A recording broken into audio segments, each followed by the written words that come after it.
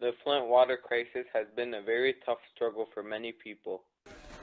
There has been many people drinking dangerous waters for such a long time. Flint has had many pipe problems for a long time now, and it needs to be solved. Many may ask, what exactly did go wrong in Flint? We're here to tell you what exactly did go wrong.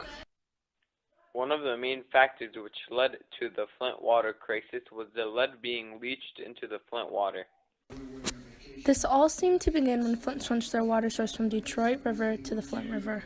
It just so happens that the Flint River had a high amount of chlorine due to the salt runoff used to dice the roads in the winter.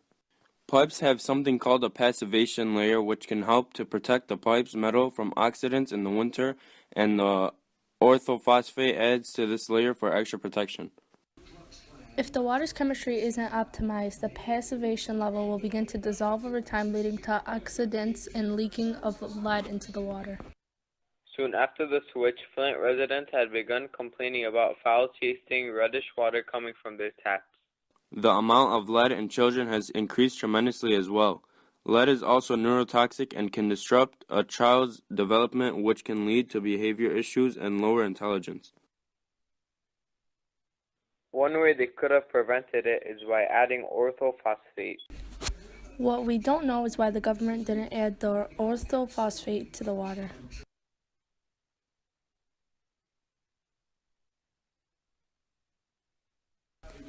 In October 2014, Governor Snyder allowed General Motors to switch back to the Detroit River because the Flint water was rusting car parts. Keeping this in mind, Schneider did nothing for the Flint residents, still insisting the Flint water was perfectly fine. Lead poisoning is also irreversible, which means it can't be cured. A few months after the switch, traces of E. coli bacteria were found in the water, and Flint residents were to boil the water before any use of it. Virginia Tech conducted a research test on both Detroit and Flint River water.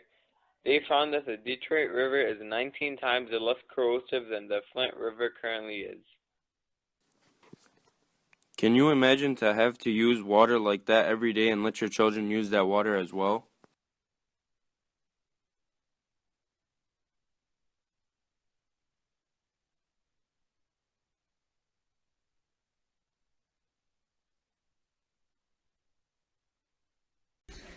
Time to meet the woman who brought alarm to this horror, Leanne Walters.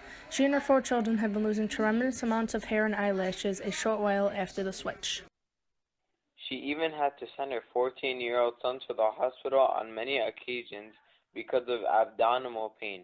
Her 3-year-old twins were constantly breaking out into rashes and stopped growing as well.